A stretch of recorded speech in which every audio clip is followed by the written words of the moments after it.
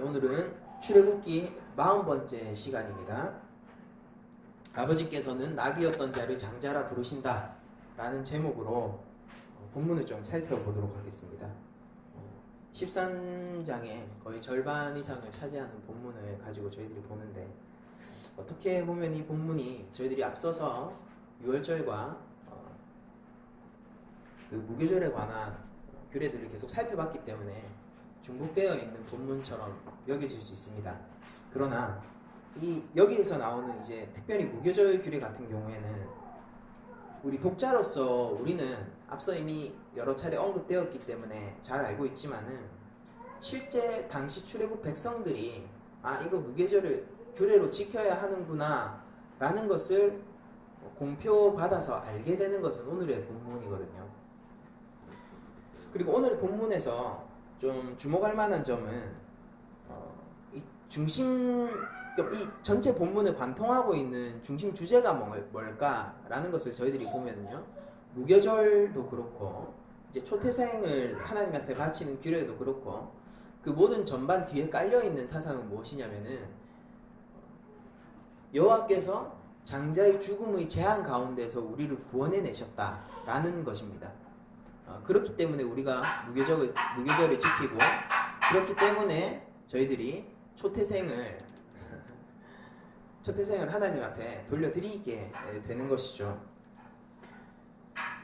이것을 잘 구별해 보면요, 13장 1절 2절이 이제 초태생을 하나님 앞에 구별하여 돌리라 라고 하면서 하나님께서 모든 초태생의 소유권을 주장하시는 장면이 나오고, 그리고 사실 이것과 자연스럽게 연결되려면요, 13장 10절에서 그 2절과 붙여 읽는 것이 훨씬 자연스럽습니다. 왜냐면은 10절 이하의 내용이 또 초태생을 하나님 앞에 돌리라는 얘기거든요.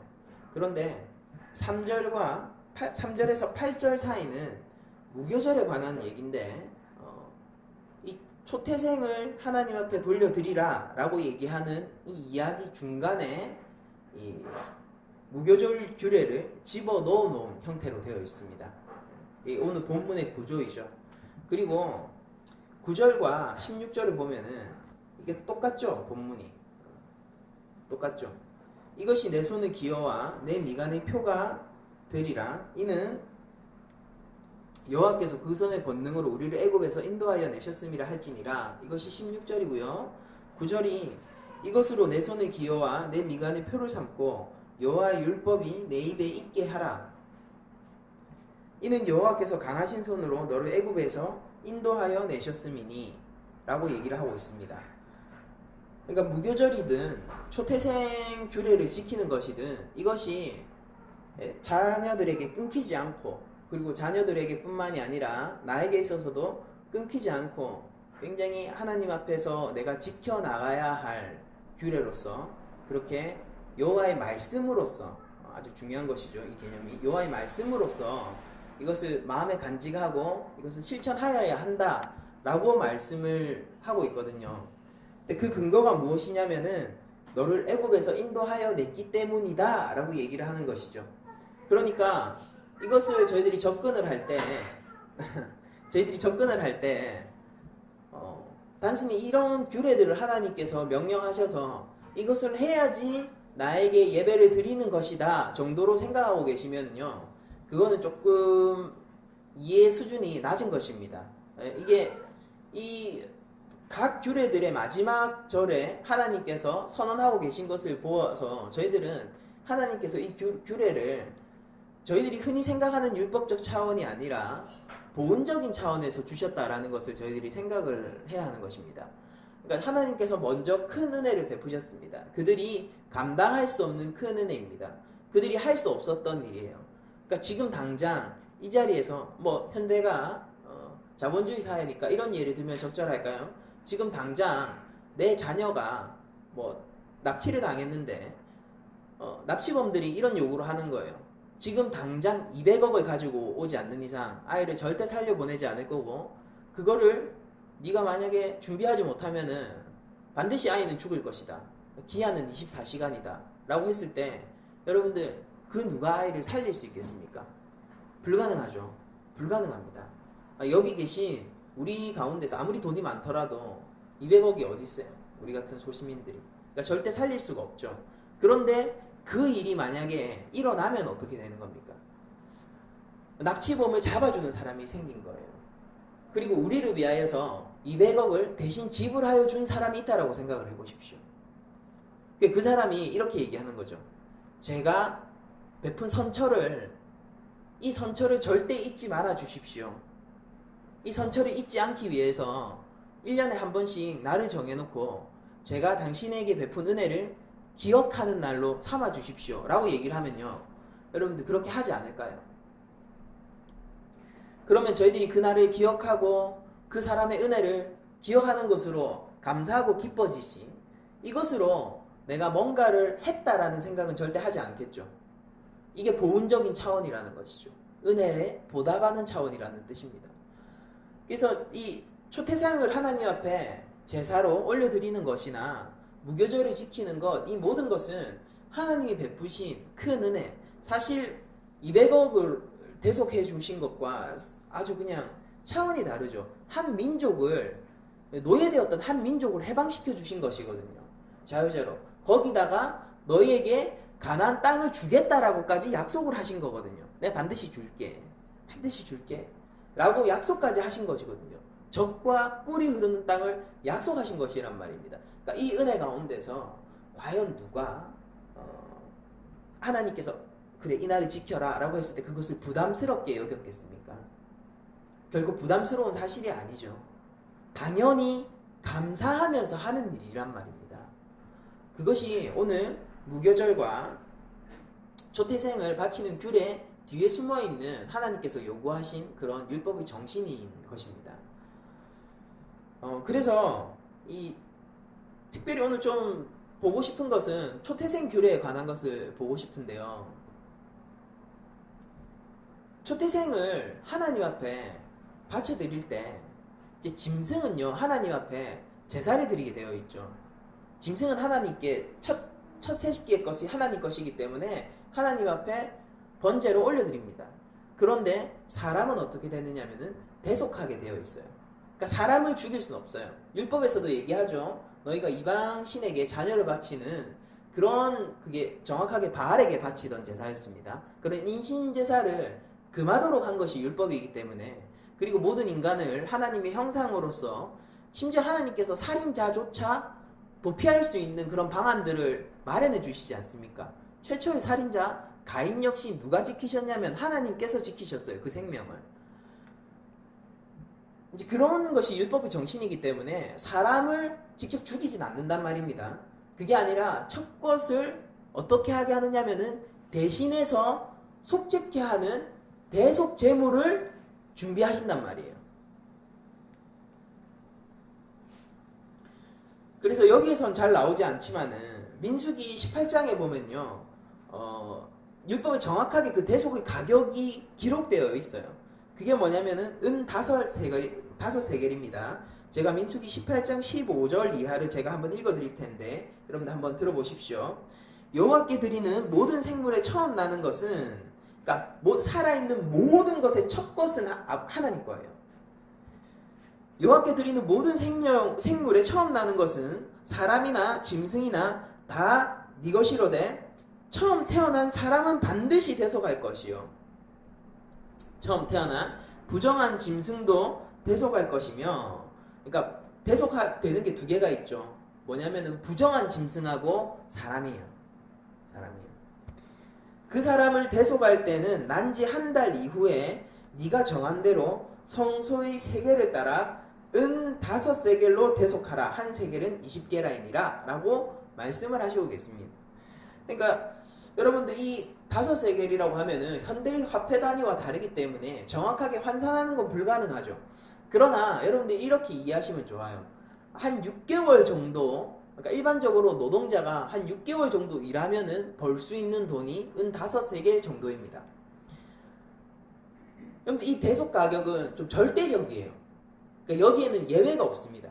그러니까 부정한 짐승이나 혹은 사람은 그러니까 우리 집에 첫 아들이든 딸이든 첫 생명이 태어나게 되면은 반드시 은 5세겔로 성소에 바쳐야 합니다. 왜냐면 하나님께 뭔가 값을 치러야 하는 것이죠. 그러니까 내 자녀가 뭔가 값을 치러서 살아나는 자녀라는 것입니다. 값을 치러야 돼요, 이 자녀는. 근데 거기에 대해서는 타협이 없어요. 여러분들 이거는 율법의 그 정신과는 굉장히 조금 뭐라고 해야 될까요?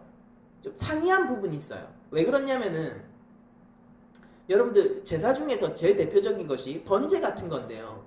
번제 같은 것도 여러분들이 보시면은 기본적인 번제는 소, 양, 그러니까 그 염소 이런 것이란 말입니다. 그런데 경제적으로 가난한 사람이 있을 수 있잖아요. 과부라든지 과라든지 이런 사람들이 있지 않습니까? 이런 사람들을 위해서 하나님께서는 새해 번제도 열어두셨어요. 그러면은 짐승에 따라서 제사의 고하가 있는 것이 아니라 그 짐승은 이 경제적 가치가 높고 작고 이런 것이 있지만은 하나님께서 받으실 때는 모두 동일하게 그냥 번제로 받으신단 말입니다.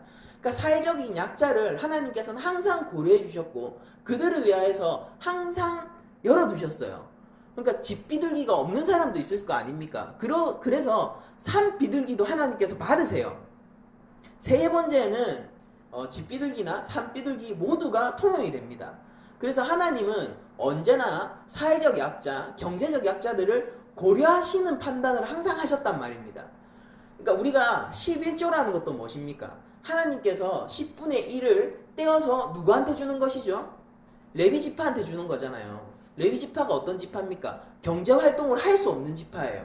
경제적인 약자란 말입니다. 그러니까 레위 지파에게 돈을 주는 게 그들이 고귀한 일을 해가지고 우리가 무슨 세금처럼 떼서 줘야 되는 게 아니라 사실 성경을 읽어보면은 레위 지파에게 10분의 1을 떼어준 것은 구제의 개념이에요. 레위 지파는 경제적 활동을 할 수 없어요. 왜냐하면 그 지파는 하나님 앞에서 성막을 섬기는 일에 다 바쳐졌습니다. 누구를 위해서? 이스라엘 전체를 위해서 대표로 바쳐졌어요. 그러니까 이스라엘 공동체 전체가 그들을 구제하는 것입니다. 그래서 11조를 바치고 그렇기 때문에 3년마다 한 번씩 하는 11조는 또 다른 경제적 약자인 과부와 고아들과 그리고 그 외국인 노동자들이죠. 오는 날로 치면은 그런 자들한테 돌려지는 거죠. 그래서 하나님께서는 항상 율법 가운데서 경제적 약자들, 사회적 약자들, 예수님이 누구랑 하셨죠? 누구랑 함께 하셨죠? 그런 자들과 함께 하셨죠. 그게 하나님의 속성입니다. 그렇게 항상 고려를 해주셨지만은 그러나 이 속전에 있어서만큼은요, 이 대속값에 있어서만큼은 하나님이 타협하지 않으세요. 그러니까 은 5세겔입니다. 그러니까 작은 돈이 아니에요. 그러니까 누군가한테는 작은 돈일 수 있습니다. 노동자 요새 한 200만 원 받는다라고 하면은 6, 2, 12, 1200만 원 정도입니까? 누군가는 그거를 낼 수 있는 사람도 있을 거예요. 그러나 일반적으로 생각할 때는 큰 가격이라는 인식이 있단 말입니다. 오늘날도 여러분들 1200만 원 이러면 작은 돈입니까? 결코 작지 않죠. 그런데 가난한 자들이 그걸 어떻게 내느냐고요. 가난한 자들은 그 돈을 계속 모아야 되는 거예요. 하나님이 그럼 가난한 자, 사회적 약자를 고려하지 않으십니까? 율법 전체를 통해서 그런 것들을 고려하고 계신데요. 그런 하나님이 이 대속값에만큼은 타협을 하지 않으시는 거예요. 어떤 뜻이냐면은 이 절대적인 값은요. 이게 절대적인 값이라는 뜻입니다. 이 절대적인 값은 크고 그 누구도 변동할 수 없는 값이라는 뜻이에요. 하나님께서 배려하고 말고 그런 값이 아니라는 거예요. 하나님께서 그럼 배려를 안 하셨느냐? 그게 아니라 배려한 값이 이겁니다. 뭔지 아시겠어요? 배려한 값이 이거예요. 여러분들 생명값이란 말이에요. 피값이란 말입니다. 뭐냐면은 전 민족이 죽는 값이에요. 이 값을 치룰 수 없었던 애굽에는 어떤 일이 일어났습니까? 이 값을 치룰 수 없었던 애굽은 모든 장자가 다 죽었어요. 장자라고 하니까 꼭 아들인 것 같지만은 모든 초태생이 다 죽었습니다. 짐승이고 인간을 막론하고요. 이것을 1200만으로 막을 수 있으면은 은 5세겔로 막을 수 있으면은 하나님께서 다 해주신 거 아닙니까? 그럼에도 불구하고 이것이 큰 것이라는 것은 알려주셨어야 한단 말이에요. 이것이 너희들이 생각하는 것 이상으로 그냥 베풀어진 것이 아니라 매우 큰 것이다라는 것을 하나님께서는 알려주셨어야 한단 말입니다. 그게 은 5세겔이에요. 반드시 대속하라. 그 값은 민수기에 나와 있듯이 은 5세겔. 결코 작은 돈이 아닙니다.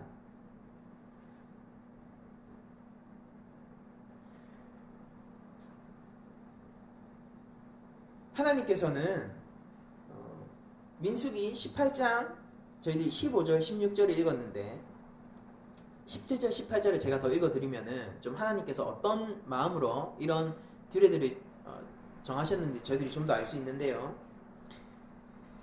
제가 17절 18절을 읽어드리겠습니다. 오직 처음 태어난 소나 처음 태어난 양이나 처음 태어난 염소는 대속하지 말지니. 근데 이제 대속하지 못하는 것이 등장하는 거예요. 왜 그러면은 그런 것들은 대속하지 못하느냐 이렇게 얘기합니다. 그것들은 거룩한 즉이라고 얘기하는 거예요. 거룩한 것은 대속하지 못한다. 그 말은 뭐냐면은 거룩한 것은 대속할 필요가 없어요. 왜 그렇습니까? 흠이 없기 때문이고 대속하지 않아도 하나님께서 받으실 만한 것이기 때문입니다. 그 피는 제단에 뿌리고 그 기름은 불살라 여호와께 향기로운 화제로 드릴 것이며 그 고기는 내게 그러니까 너에게 돌릴지니 흔든 가슴과 오른쪽 넓적다리 같이 너에게 돌릴 것이니라 라고 말씀을 하시고 계십니다. 그러니까 우리가 하나님 앞에서 처음 난 것이 반드시 대속되어야 한다는 것은 뭐 어떤 얘기일까요? 그러니까 값을 치러야 할 만큼 그만큼 은 5세겔을 치러야 할 만큼 그만큼 하급이라는 소리죠. 배급이라는 소리입니다. 이것이 성경이 얘기하고 있는 바입니다. 오히려 성경은 이래요. 거룩한 것은 하나님 앞에서 죽고 재밌죠? 거룩하지 못한 것이 거룩한 것의 죽음으로 말미암아 대신 값이 치러져서 살아나게 되는 이상한 장면이 성경 내내 연출이 됩니다. 오늘의 초태생 규례 역시 그런 개념인 거예요. 반드시 첫 것이라고 얘기하면요 대표성을 가져서 그 전체를 가리키는 겁니다. 성경에 나오는 대표성이 이런 것이죠. 레위지파가 하나님 앞에 봉헌되었다라고 하는 건 뭐예요? 그것은 대표성을 가져서 모든 이스라엘 지파는 하나님 앞에 봉헌되어져야 하는 거예요. 이스라엘이 그러면은 제사장 나라로 하나님께 봉헌되었다라는 것은 무엇입니까? 대표성을 가진 거예요. 모든 민족과 모든 나라들이 하나님께 나아가서 하나님의 것이 되어야 한다라는 소리입니다. 그런 대표성을 가지고 있단 말이에요. 11조라는 게 뭡니까? 10분의 1을 떼서 하나님께 드리면은 하나님이 경제적으로 복을 줄게. 네가 얼만큼 나에게 희생했는지 내가 알겠다. 라고 하는 게 11조인가요? 그건 신앙 고백이란 말이에요. 10분의 1을 하나님 앞에 떼어드림으로써 어떻게 하는 거예요? 내가 가진 모든 것이 하나님 것이다 라는 것을 고백하는 것이란 말입니다. 시중에 나가보면은 이런 책들도 많아요. 그러니까 11조 어떻게 할 것인가, 뭐 11조를 뭐 어떻게, 거기 왜 전략이 왜 필요해요? 11조 뭐 어디까지가 11조로 해야 되고, 뭐 남편이 수입한 거에서 내가 또 생활비 받으면 거기에서 또 11조로 또 해야 되고, 뭐 그런 거를 뭐하러 정하고 있는 거예요. 그게 제의란 말이에요. 그렇게 가는 순간 이미 종교로 넘어간 거예요. 그게 아니라, 근데 과부가 왜 칭찬받았습니까? 예수님께 과부가 왜 칭찬받았어요? 2렙돈밖에 돈을 못 냈는데 자기가 가진 모든 것을 다 털어넣었기 때문에 아닙니까? 그럼 예수님이 야, 네 있는 거 다 털어넣었으니까 감동해서 그랬을까요? 아니에요. 예수님이 그 과부에게 원한 것은 그 믿음의 고백이었단 말입니다. 나의 모든 것이 하나님 것입니다 라는 고백이었단 말이에요. 그 마음과 믿음을 보고 기뻐했지 그 돈을 보고 기뻐하셨을까요? 아버지가 돈이 없어서 일 못합니까? 우리 하나님이 창조주세요. 돈이 없어서 일을 못하세요? 돈 많으면 한 영혼을 천국으로 인도할 수 있어요? 그렇지 않단 말입니다. 좋은 건물이 하나님께로 영혼을 인도합니까? 좋은 먹을 것이 하나님께로 영혼을 인도합니까? 심지어 우리의 선의와 친절이 그들을 하나님께로 인도할까요? 오직 성령만이 하신단 말입니다. 하나님이 하나님 일을 하실 때, 새 창조의 사역을 하실 때 돈이 필요 없으시단 말이에요. 왜 근데 11조를 당시 구약에서 이제 뭐 신약의 11조 좀 다른 개념이에요. 당시 구약에서 왜 11조를 요구하셨냐고요. 대표성의 원리 때문이에요. 너희가 가지고 있는 모든 것은 나로부터 공급된 거다를 알려주는 동시에 그들로부터도 교제하시기를 원하셨던 거예요. 그들이 알기를 원하셨던 거예요. 맞습니다. 아버지, 이 모든 것이 아버지가 나에게 주신 것이 맞네요. 라고 고백하는 거였단 말입니다. 그들이 국가를 이뤄서 정착 생활을 하게 됐을 때도 그들이 농사를 해서 4계절 동안 1년 동안 내가 열심히 땀 흘려서 곡식을 솟아난 것임에도 불구하고 원래 11조는 곡식으로만 하는 것이죠. 돈으로 하면 불경한 거예요. 그 곡식을 하나님 앞에 바쳐드리면서 이렇게 얘기하는 거예요. 내가 수고하여서 낸 것이 아니라 나는 그저 땅을 일구고 씨를 뿌렸을 뿐이고 아버지께서 나에게 주셨습니다. 하나님께서 나에게 주셨습니다. 라고 고백하면서 드리는 게 11조였단 말입니다. 그러니까 11조로 드리려면은 제대로 드리려면 어떻게 하는 것입니까? 내 모든 것이 하나님께로부터 난 것입니다. 라는 신앙 고백으로 하셔야죠. 이걸 복을 받는 수단으로 이용하시면은 여러분들은 이미 여러분들의 아버지를 도구로서 이용하시고 계신 거예요. 그게 탕자의 이야기와 똑같죠? 아버지, 나한테 돈 좀 주세요. 아버지는 어디 있는 거예요? 어차피 죽으면 그 돈 내 거잖아요. 그러니까 미리 주세요. 무슨 소리입니까? 아버지 죽으란 소리잖아요. 자기가 필요한 건 뭐예요? 돈이에요, 돈. 아버지가 기뻐하십니까? 돈은 사람을 즐겁게 하고 세상 사는데 많은 유익을 줍니다. 우리 영혼은 어떡할 거예요, 근데? 돈은 우리 사는 삶 가운데서 반드시 필요한 거예요.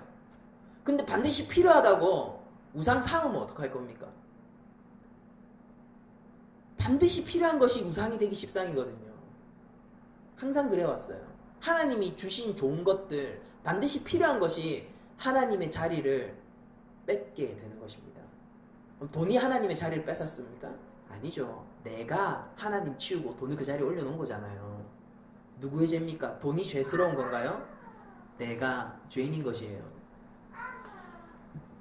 아무튼 이렇게 대표성의 원리를 가지고 모든 것을 하나님의 것으로 인정하면서 대속을 해나가는 것입니다.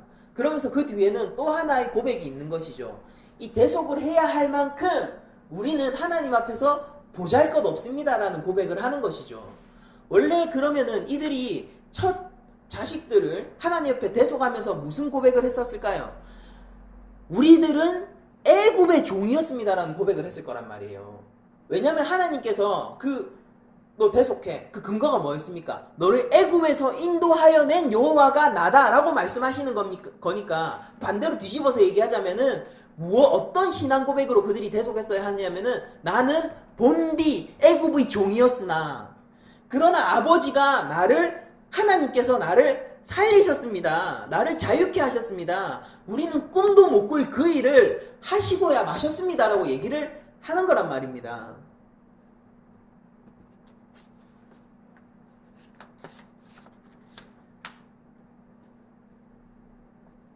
여러분들 우리가 하나님께서 취하신다는 것이 얼마나 영광스러운 일인지 우리가 잘 깨닫지 못할 때가 많아요.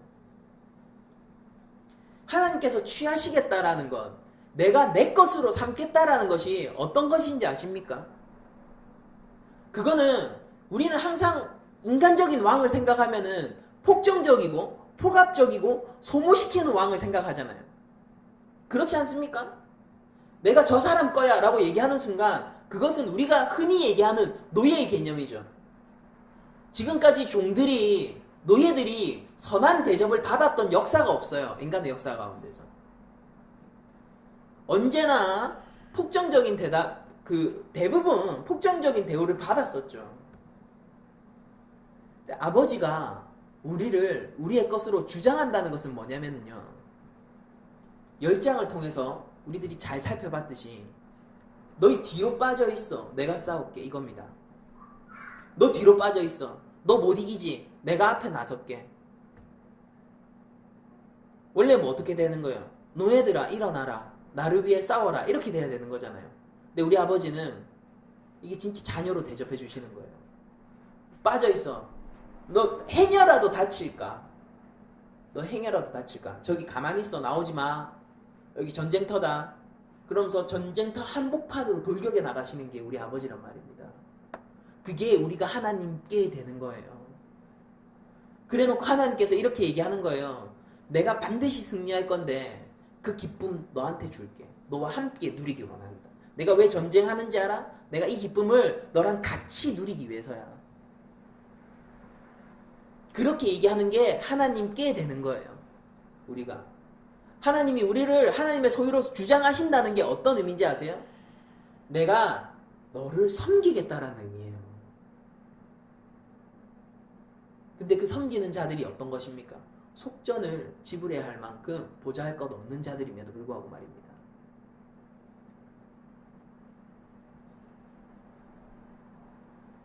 그래서 하나님은 장자를 선택하실 때, 하나님께서 장자를 선택하실 때 결코 인간 측에서의 판단으로 결정하지 않으세요. 여러분들 첫 것을 하나님 것으로 주장하시죠. 그런데 여러분들 재밌는 게 뭔지 아세요?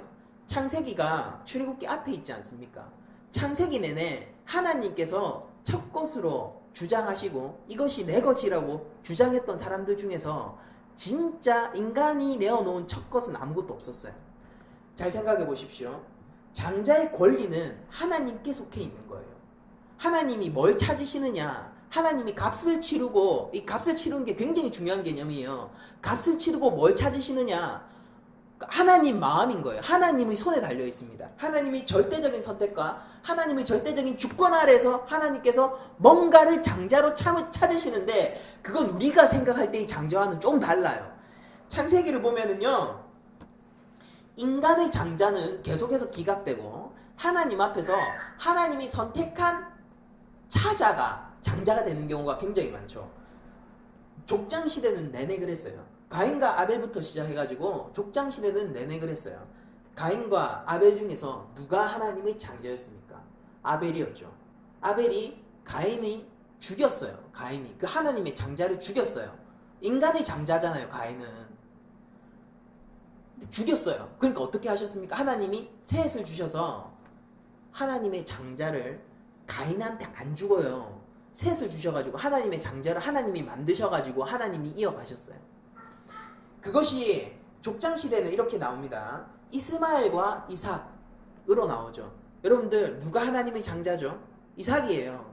그런데 아브라함이 뭐라고 했습니까? 이스마엘이나 복받기 원합니다라고 했죠. 아브라함은 자기의 장자를 누구로 생각했던 거예요? 이스마엘로 생각했어요. 이스마엘이나 복받기 원합니다. 왜? 이제 아니 사라도 태가 끊기고 나도 이렇게 노쇠한데 무슨 아이예요? 무슨 아들입니까? 하나님 모르는 소리 하지 마시고 제가 그래서 하나님 입장 곤란해지실까봐 제가 종을 통해 가지고 이스마엘을 낳아놨잖아요. 요거 쓰시면은 하나님 체면도 사시고 저도 하나님 앞에 복도 받을 수 있고 뭐 좋은 거 아닙니까? 이스마엘이나 복받게 해주세요. 근데 하나님 어떻게 하셨습니까? 네가 생각하는 장자가 장자가 아니야. 그 첫 것이 진짜 첫 게 아니라고. 내가 주는 첫 게 진짜 첫 게야. 내가 선택해서 내가 만들고 내가 복을 내려주는 그 첫 것이 있어. 그게 누구였습니까? 이삭이에요. 그러면은 이삭의 아들들은 어땠을까요? 에사와 야곱입니다. 근데 이삭이 누구를 더 사랑했습니까? 에서를 더 사랑했어요. 그러니까 나중에 하나님이 분명히 여러분들 생각해 보세요. 이제 이삭이 죽을 때 원래 누구한테 복을 주려고 시도를 했었는지요. 복을 받게 된 거는 최종적으로 야곱이지만은요. 이삭이 복을 주려고 시도했던 거는 에서예요. 그래서 에서한테 잡아와가지고 밖에 나가 사냥해서 잡아서 먹을 걸 대접해라. 내가 복 줄게. 라고 시도를 했었단 말이에요. 근데 그게 뭘 듣고도요? 나중 난 자가 먼저 난 자를 섬기게 될 거라는 예언을 듣고도 누구를 사랑했습니까? 에서를 사랑했어요. 근데 하나님은 누구를 사랑하셨어요? 야곱을 사랑하셨어요. 그래서 하나님은 에서를 물리시고 야곱을 장자의 자리로 세우십니다. 그 사건을 보고 이삭이 어떻게 하는 거예요? 회개합니까? 탄식하죠. 야, 내가 이미 축복했는데. 그 순간까지도 이삭은 누구를 장자로 세우고 싶어 했던 거예요? 에서를 세우고 싶어 했어요. 하나님은 물리세요. 자신이 선택하세요. 그러면은 야곱의 아들들 중에서 첫째는 누구입니까? 루벤이에요. 근데 장자가 누굽니까? 유다와 요셉이에요. 여기서는 장자의 명분이 둘로 갈립니다. 그 어떤 혈통적 장자와 영적인 장자로 이렇게 둘로 갈리죠. 그런데 유다가 심지어 넷째예요, 넷째. 왜 그렇습니까? 루벨은 아버지 침상을 더럽혔어요. 근친상간을 했죠. 자신의 혈통적 어머니는 아니지만은 아버지의 아내와 함께 동침을 했습니다. 그리고 루벤, 시므온, 레위 3명 다 장자의 권리에서 제외가 되는데 시몬과 레위는 살인을 저지른 경력이 있는 것이죠. 그래서 하나님 앞에서 그 3명 다 싸그리 제외가 돼요. 원래 제일 장자는 뭐가 되냐면은 루벤이죠. 그러나 진짜 장자의 권이 누구에게로 이제 넘어오는 겁니까? 하나님이 하나씩 걸러내시고 유다에게로 넘어오는 거예요. 그리고 심지어 영적인 장자는 요셉으로 세우시는 겁니다. 하나님은 끊임없이 인간이 볼 때 좋은 것, 인간이 볼 때 장자 될 만한 것을 제외시키시고 항상 하나님께서 선택하신 장자를 세우셨어요. 여러분들 당시 고대 근동사회에서 이들이 출애굽했을 때 당시에 가히 신의 장자, 신의 아들 된 국가, 신의 제사장 된 국가라고 불릴 만한 국가는 어디였을까요? 그때 가장 강성했던 국가가 어디였겠냔 말입니다. 그 메소포타미아 문명에서 말이에요. 이집트 아닙니까? 단연코 이집트예요. 애굽이란 말입니다. 근데 하나님께서 어떻게 하셨어요? 애굽을 물리세요. 너희가 아니야. 그래놓고 누구를 선택하는 거예요? 종된, 보잘것없는 그 이스라엘을 선택하시는 겁니다. 왜 선택하셨습니까? 하나님이 약속하셨거든요. 하나님이 언약하셨거든요. 하나님이 자신의 말에 기반해서 그들을 장자로 삼으시는 거예요. 하나님은 절대 혈통이나 민족에 얽매이시지 않습니다. 여러분들 잘 생각하세요. 그분이 창조자세요. 하나님이 창조자시라고요. 그분이 왜 혈통이나 민족에 얽매이셔야 하는 거예요? 하나님은 오로지 자신의 말에만 얽매이세요. 하나님은 오로지 자신의 신실함에 얽매이세요. 하나님은 오로지 자신의 선함에 얽매이십니다. 그게 뭐라고 창조주이신 하나님이 특정한 민족이나 혈통에 왜 얽매이셔야 되는 거예요?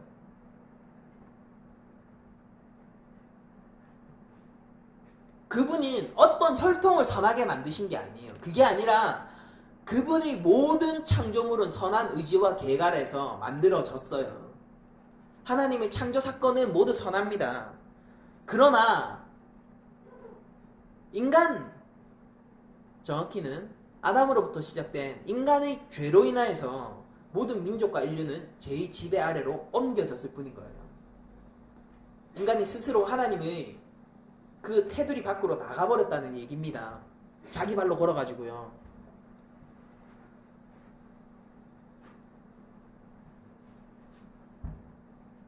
하나님이 이걸 뭘로 용서하실 수 있을까요? 그들이 나갔어요. 내버려 두면 되잖아요. 나의 테두리 밖으로 그들이 걸어 나갔어요. 당당하게 나갔어요. 내가 만든 것인데, 나의 것인데 나가버렸어요. 하나님이 얼마든지 권리 포기하실 수 있는 거 아니에요? 하나님께 되는 게 어떤 것인지 여러분들 이제는 아시잖아요. 하나님께서 나갔어? 하나님이 아쉬울 게 뭐예요? 아쉬울 거 하나도 없으시잖아요. 하나님이 인간을 또 창조 못 하실까요? 더 좋은 걸로도 창조하실 수 있는 거 아닙니까? 나갔어요. 인간이 나갔어요. 그럼 하나님이 그래? 나가? 뭐 아쉬울 게 뭐가 있어? 네가 손해지. 그러고 하나님이 버려두실 수 있는 거 아닙니까?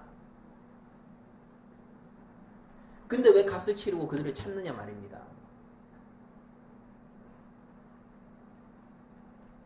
여러분들이 잘 알고 계시듯이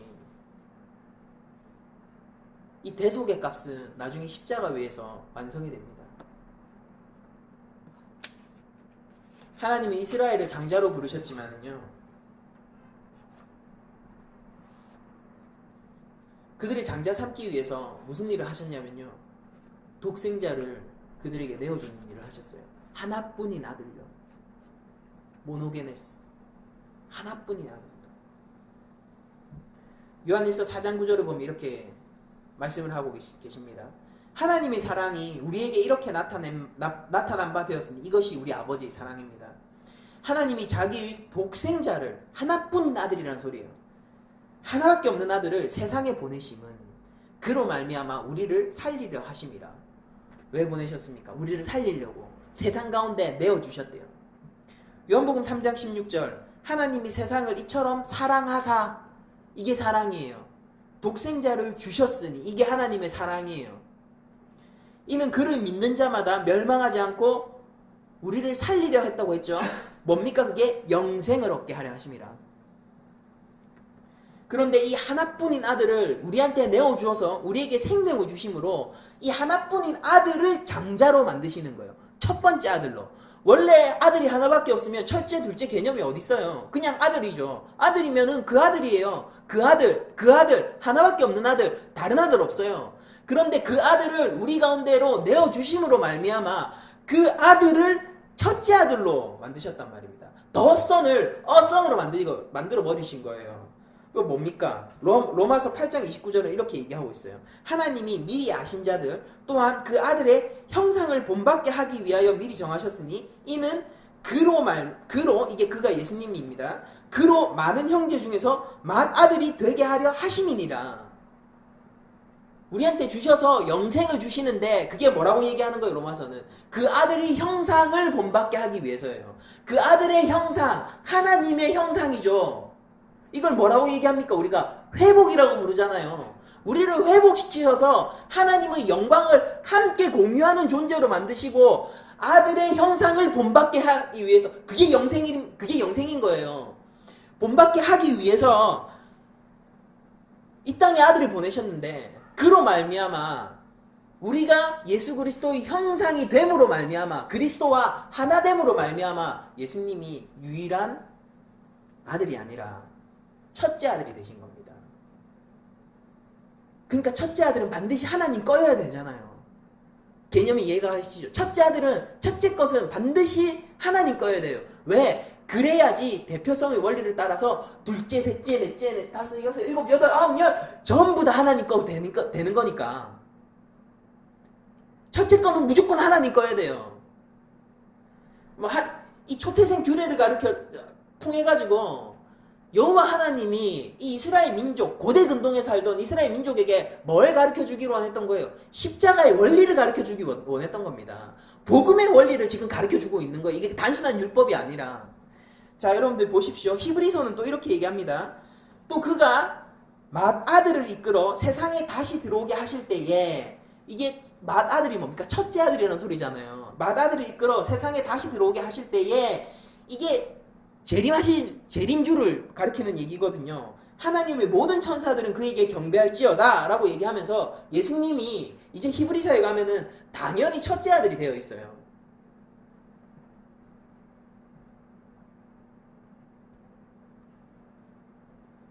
똑같은 히브리서 11장 28절에 이렇게 얘기하고 있습니다. 믿음으로 유월절과 피 뿌리는 예식을 정하였으니 이는 장자를 멸하는 자로 그들을 건드리지 않게 하려 한 것이며 라고 얘기를 하면서 정확하게 유월절과 피 뿌리는 예식에 관해서 정확하게 설명을 해주고 있습니다.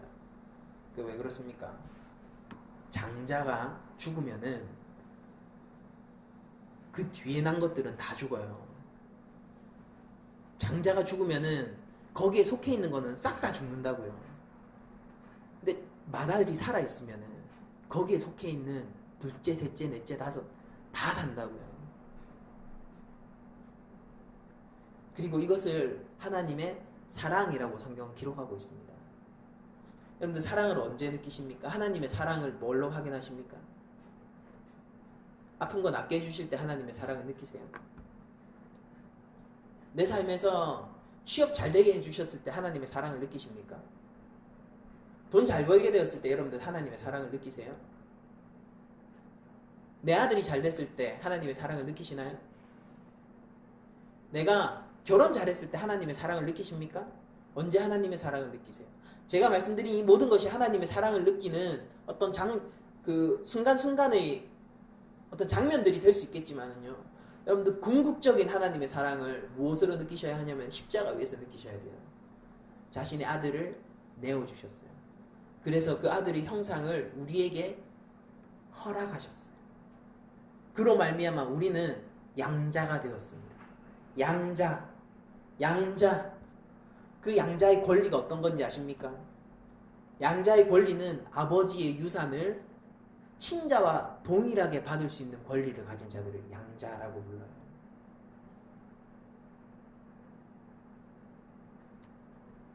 그래서 그렇게 하나님 나라가 우리의 삶을 뚫고 들어왔습니다. 그래서 그렇게 하나님의 영광이 우리의 삶 가운데 거하게 되었어요. 그렇게 성령이 우리의 삶을 안위하고 인도해 나가게 되었습니다. 이제 결코 우리는 하나님의 사랑으로부터 끊어질 수도 없고 그 사랑으로 인해 죽음으로부터까지 내가 죽는 순간까지 보호를 받는 자가 되었어요. 여러분들 이것 외에 우리가 하나님의 사랑을 영원 가운데서 확증할 수 있는 일은 어디에도 없습니다. 이것으로 여러분들 하나님의 사랑을 아셔야 돼요. 그리고 그 참 장자는 우리에게 내어져서 죽임을 당했죠. 그래서 히브리서는 그 참 장자의 죽음을 통해서 우리가 장자가 되었음을 선언해요. 둘째, 셋째가 아니라 장자가 되었음을 선언한다고요. 잘 보세요. 히브리서 12장 23절입니다. 하늘에 기록된 장자들의 모임. 교회를 때때로 장자들의 총회 이렇게 부르기도 하죠. 이게 히브리서 12장 23절을 근거에 두고 얘기하는 거예요. 하늘에 기록된 장자들의 모임과 교회와 만민의 심판자이신 하나님과 및 온전하게 된 의인의 영들과 라고 히브리서 12장 23절이 얘기하고 있거든요.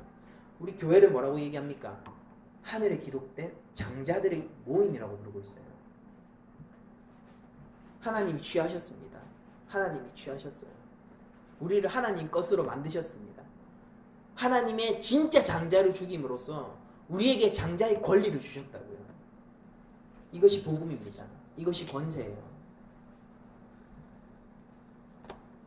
여러분들 여기 그런데 조금 재밌는 본문 가운데서 재밌는 일이 있는데 그게 13절을 보시면은 나귀는 어린 양으로 대속할 것으로 되어 있어요. 어린 양으로 대속 안 하면 목을 꺾어서 죽이라고 합니다. 왜 그런지 아세요? 오늘 제목도 나귀 같던 우리를 장자로 부르신 우리 아버지에 대한 내용이 제목으로 적혀있지 않습니까? 아까 대속돼야 될 것 중에 하나가 뭐가 있었습니까? 민수기에서 부정한 짐승. 부정한 짐승은 대속돼야 되는 거예요. 근데 나귀가 왜 부정했을까요? 나귀가 부정했던 이유는 하나님이 주시고자 했던 땅 가나안에서 제물로 바쳐지고 있었던 짐승이기 때문입니다. 당나귀. 하나님은 그 가나안 땅에 들어가서 그들이 하나님 나라를 세우기로 원했지 단순히 그냥 그 땅에 가서 땅만 취해가지고 하나님 사실은 진짜로 그 땅을 주신 것도 그들을 하나님 나라를 세우기 위한 거지 뭐 그냥 그 땅에 뭐 여기 토지 우리 거 이래서 증서 주시려고 그랬던 건 아니란 말입니다.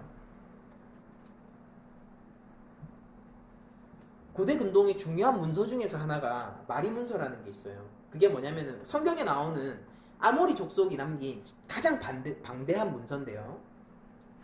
거기 보면은 언약을 맺기 위해서 당나귀를 둘로 쪼갭니다. 이렇게 둘로 쪼개요. 둘로 쪼개가지고 이제 언약을 계약자가 2명 있을 거 아닙니까? 언약을 맺은 계약자 둘이 손을 잡고 그 쪼개진 당나귀 사이로 건너도록 지시를 합니다. 이건 뭐냐면 저주 의식이에요. 저주 의식입니다. 이거 제의예요, 제의. 약속을 어긴 자는 이 당나귀처럼 쪼개어서 죽어질 것이다 라는 것을 저주하는 저주 의식이에요. 이 비슷한 장면이 창세기에도 나오죠. 15장. 쪼갠 고기 사이로 여호와께서 스스로 혼자 아브라함 놔두놓고요. 원래 이거 함께 손잡고 함께 건너야 됩니다. 근데 아브라함 이제 안 건넜으니까 아브라함 책임 없잖아요. 하나님이 약속 안 지키면은 이 아브라함이 약속 안 지켜도 그 책임을 하나님께서 다 지시겠다는 소리예요. 하나님께서 혼자 그 쪼갠 고기 사이를 타는 횃불로 지나가십니다. 유사한 장면이 나오죠. 이게 고대 금동에서 언약을 체결하고 언약을 확증하는 제의적인 아주 그냥 당시에 풍습이었던 거예요. 한마디로. 창세기에 나오는 고기는 3년 된 암소, 3년 된 암염소, 3년 된 숙양, 그리고 산비둘기, 집비둘기 새끼 이렇게 나오지만은 아모리 족속은 가나안 땅에서는 나귀를 통해서 이런 일들을 했고, 그리고 나귀는 거기에서 제2에 쓰이던 짐승이었습니다. 그래서 나귀를 금지하셨어요. 어린 양으로 대처하게 하셨습니다. 그리고 저는 이 장면이 본문 가운데서 사실 잘 주목받지 못하는 장면이지만요. 많은 주석가들에 의해서 잘 주목받지 못하는 장면이지만은 이 본문의 정신이 은연중에 가장 표면적인 형태로 튀어나오게 된 그런 본문이라고 생각을 합니다. 하나님이 그들을 장자로 취하시는 것은요, 그들을 취하시는 것은 그들이 거룩하기 때문에 취하시는 게 아니에요. 오히려 그들이 나귀 같은 자들이기 때문에 취하신 것이죠. 그들은 이방에 속해 있는 자와 다름이 없었습니다. 그들은 아직 율법을 받지 않았어요. 그러면은 그들이 따르고 있는 법이 어디 법일까요? 애국법입니다. 그들의 상식은, 그들의 문화는 어디 것이었을까요? 애굽의 것이었어요. 그들은 이스라엘 민족일까요? 아니면은 애굽 사람일까요? 그들은 사실상 애굽 사람이나 다름없었습니다. 이방의 것이죠. 그리고 그것은 하나님 앞에서 대속되지 않으면은 어떻게 되는 거예요? 목이 꺾여서 죽어야 할 것들이었어요. 그래서 하나님께서는 가나안 정복 전쟁을 실행하실 때 진멸하라 라는 명령을 하시죠. 누가 진멸되어야 마땅합니까? 우리가, 바로 내가 원래 진멸되어야 하는 것입니다.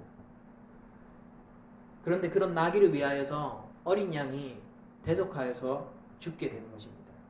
그래서 우리는 진멸당하는 것이 아니라 진멸받아야 마땅함에도 불구하고 오히려 하나님의 장자라고 불리는 것입니다. 초태생을 바치는 이유는 출애굽에 대한 감사를 표시하는 일이었지만요, 그 이전에 하나님께서 먼저 이스라엘을 자신의 소유로 주장하시는 일이었어요. 이것이 우리에게 위로가 되기를 원합니다. 하나님께서는 반드시 자신의 것을 찾으세요.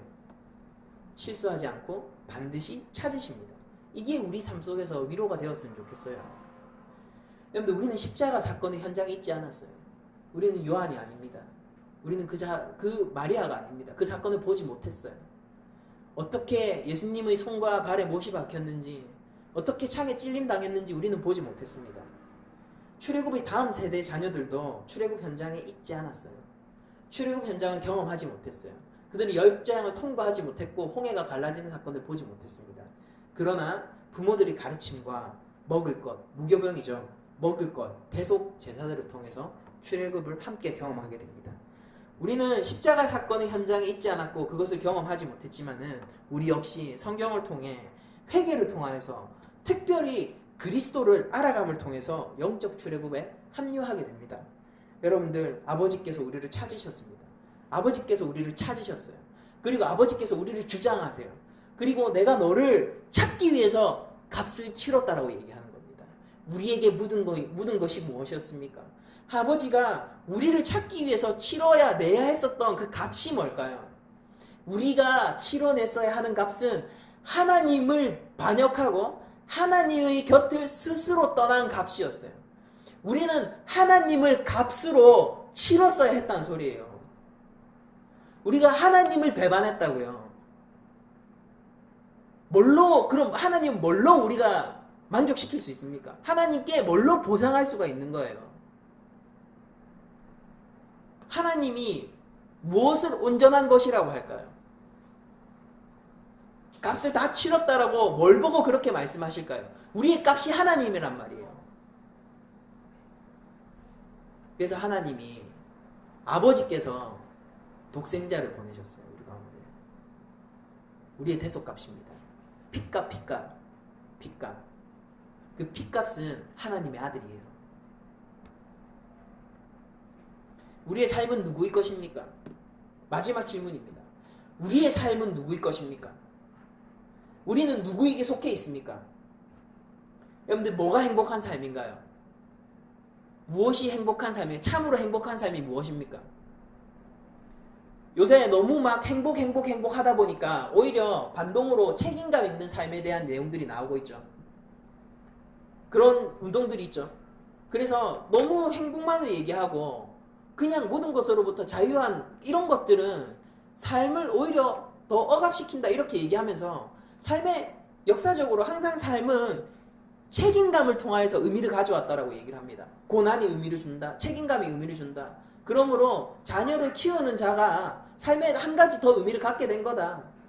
직장 속에서 사투하는 사람이 그 사투하는 것을 통하여서 삶에 또 한 가지 의미를 더 가지게 된 거다.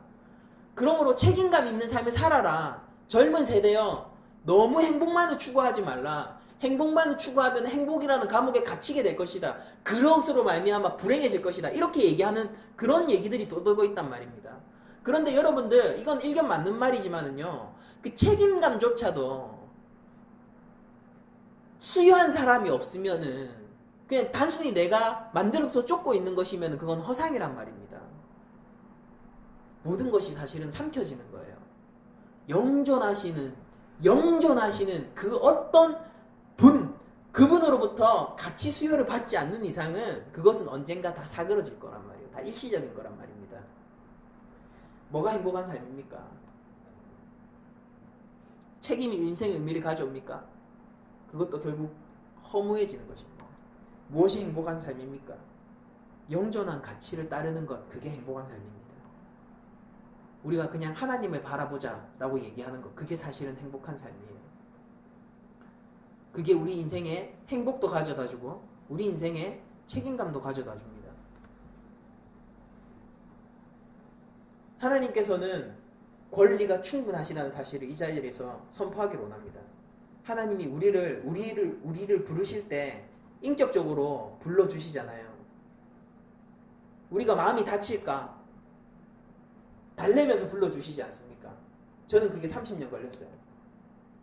하나님이 30년 동안 저를 달리셨어요. 인격적으로 불러주시잖아요. 하나님께서 그러면서도 막 불러놓고도 내가 혹시 다칠까봐 항상 감당할 수 있을 정도 일 주면서 안 돼, 여기 있으면 안 돼, 우리 조금 더 함께 가자라고 저희들을 인격적으로 대화하시면서 그렇게 하시잖아요. 그래서 때때로 우리가 착각해요. 내가 하나님 것이 되어준 양, 내가 하나님께 되어준 양 착각한단 말입니다. 그게 아니에요. 우리가 하나님 것입니다. 하나님이 값을 치르셨어요. 우리는 대속된 자들입니다. 하나님께서는 우리를 구속하셨어요. 값을 치르고 속전을 내고 우리를 찾으셨단 말입니다. 우리는 하나님 거예요. 아버지가 우리에게 끝없는 호의를 베푸시지만 우리가 그 호의를 이용해서는 안 됩니다. 하나님께서는 우리를 끝없이 인격적으로 대우하시지만은 여러분들 그렇다고 우리 아버지를 속된 말로 호구처럼 치고 가셔선 절대 안 돼요. 우리의 삶이 누구의 것입니까? 우리 아버지 것입니다. 우리 구주 되신 예수 그리스도의 것입니다. 우리의 삶을 인도해 나가실 성령의 것입니다. 그러면은 진짜 마지막 질문입니다. 우리의 원래 삶은 어땠냐? 원래 삶은 어땠나요? 우리는 그야말로 나귀 같던 자들이죠. 목이 꺾였어야 할 자들입니다. 이방에게 바쳐진 재물 같은 자들이었어요. 하나님께서 원래 뭘 하셨어야 하냐면은 진멸하셨어야 할 자들입니다. 그게 아버지께서 하셔야 할 마땅한 공의로운 일이셨어요. 우리에게 하나님의 아들이 있습니다. 복음이 우리 가운데 있습니다. 십자가가 우리 가운데 확증됩니다. 이것에 관해서 저희들이 할 수 있는 얘기는 딱 하나밖에 없어요. 할렐루야. 하나님이 여러분을 부르십니다. 할렐루야. 하나님이 우리 삶을 지목하셨어요. 할렐루야. 하나님이 우리를 붙들고 안 놓치시겠대요. 네가 싫어해도, 네가 때때로 이 손길을 싫어해도 난 결코 놓을 수 없어라고 얘기하십니다. 할렐루야. 아버지께서 이렇게 얘기하시는 거예요. 나귀 같던 너를 나는 이제 나의 장자로 여긴다. 내가 너를 찾기 위해서 내 아들을 값으로 이미 치렀다. 너의 모든 권리는 나에게 있다. 그때 우리는 얘기하는 겁니다. 주여! 우리가 주의 종이 되기로 원합니다. 할렐루야! 세상 사람들은 종이 되는 것이 천한 일이고 힘든 일이고 마음을 찢어야 하는 일이지만은 우리는 마음을 찢으면서 이렇게 얘기하는 거예요. 내가 하나님의 종이 되게 해주세요라고 얘기하는 게 성도 아닙니까? 내가 하나님께 속하게 해주세요라고 얘기하는 게 성도 아니에요. 내 삶이 그리스도께 속해 있었으면 좋겠습니다라고 얘기하는 게 성도 아닙니까? 그래야지 성도잖아요. 왜냐면 우리 아버지가 어떤 분인지 알고 있으니까 우리가.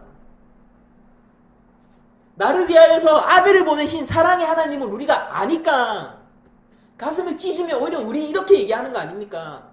내 아버지 집에 먹을 것이 많은데 내가 종이라도 들어가기로 원한다라고 얘기하는 게 우리의 삶의 태도 아니겠습니까? 나귀 같던 우리를 아버지께서 찾으셨어요. 장자로 부르셨어요. 이 이상 우리 삶의 축복은 없습니다.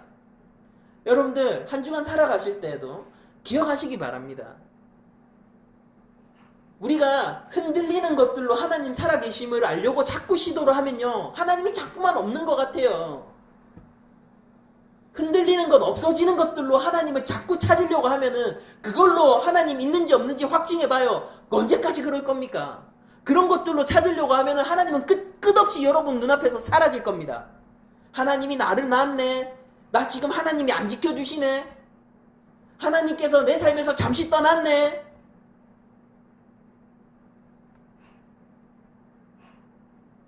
기억하십시오. 나귀 같던 나를 기억하고 이제 장자로 불림받은 나를 기억하면요, 하나님은 그때 말로 여러분들 반드시 아시게 될 거예요. 하나님은 한 번도 나를 떠난 적 없어요. 하나님은 한 번도 내 삶에 침묵하신 적도 없습니다.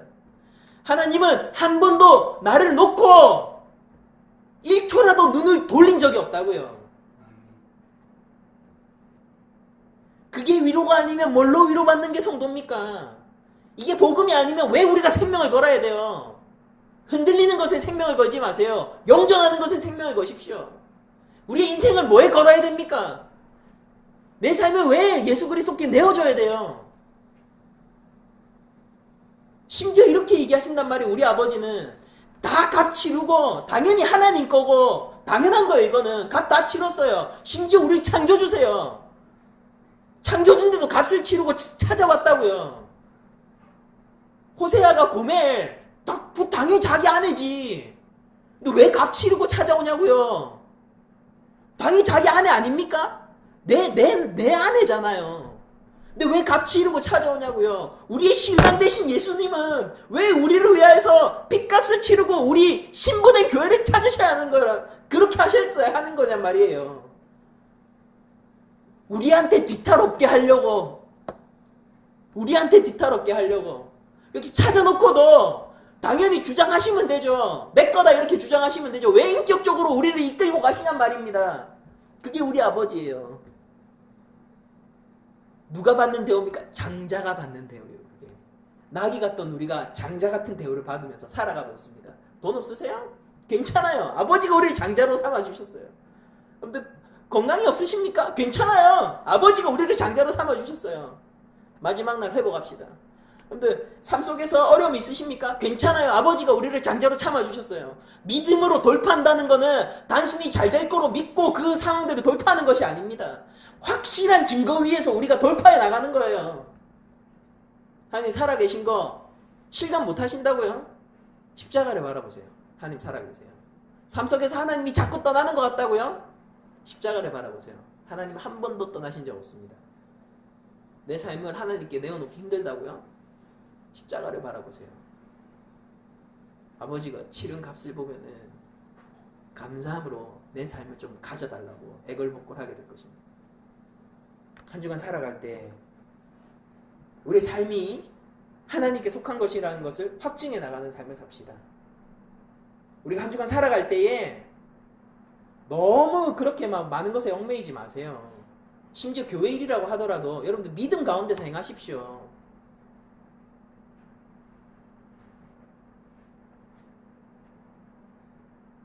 정말로 말씀을 알아갑시다, 여러분들. 말씀을 알아갑시다. 말씀 안에서 자유해지는 삶을 삽시다. 아버지의 사랑 안에서 자유한 일주일을 삽시다.